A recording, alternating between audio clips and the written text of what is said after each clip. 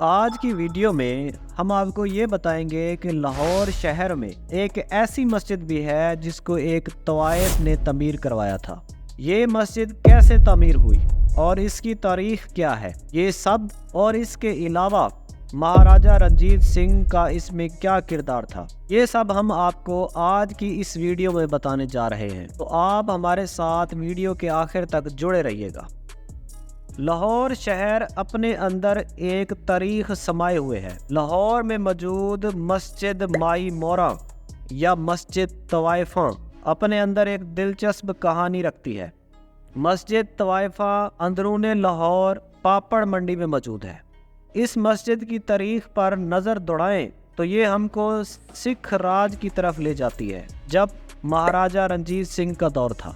اس مسجد کی تاریخ شروع ہوتی ہے انڈیا کے ایک شہر امرتسر سے۔ امرتسر کی ایک رقاصہ ہوا کرتی تھی جس کا نام مورا طوائف تھا۔ رنجیت سنگھ کے بارے میں کہا جاتا ہے کہ وہ اس طوائف کا عاشق تھا۔ مورا طوائف ایک مسلمان عورت تھی۔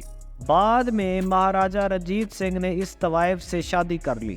اس کے بعد مورا طوائف بہت اہمیت اختیار کر گئی، حتیٰ کہ رنجیت سنگھ کے دور میں اس کے نام کے سکے چلا کرتے تھے۔ اس کو مورا سرکار کا لقب بھی دیا گیا تھا۔ شاہی خاندان میں اس کا اتنا اثر و رسوخ تھا کہ بعض اوقات رنجیت سنگھ کے اپنے قریبی رشتہ دار بھی اس سے حسد کرتے تھے۔ جہاں تک مسجد کی بات ہے، اس کے بنانے کے پیچھے دو وجوہات بتائی جاتی ہیں۔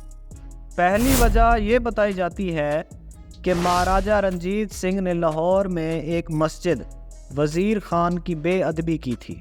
اس کی بے ادبی کرنے کے بعد مہاراجہ رنجیت سنگھ کی طبیعت بہت خراب ہو گئی تھی، اور طبیعت خراب ہونے کی وجہ سے اسے بتایا گیا کہ اگر تم نے مسجد کی بے ادبی کی ہے تو تمہارے ساتھ یہ سلوک ہوا ہے، تو مکافات کے طور پر تمہیں ایک اور مسجد تعمیر کرنی چاہیے۔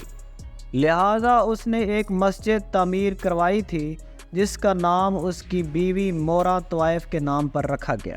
دوسری وجہ یہ بتائی جاتی ہے کہ مورا طوائف ایک مسلمان عورت تھی، اور وقت کے ساتھ ساتھ وہ مذہب کی طرف راغب ہو گئی، اور مورا طوائف نے اپنی خواہش کے مطابق پاپڑ منڈی میں مسجد تعمیر کروائی تھی۔ یہ چھوٹی سی مسجد ہے، بڑی نہیں ہے۔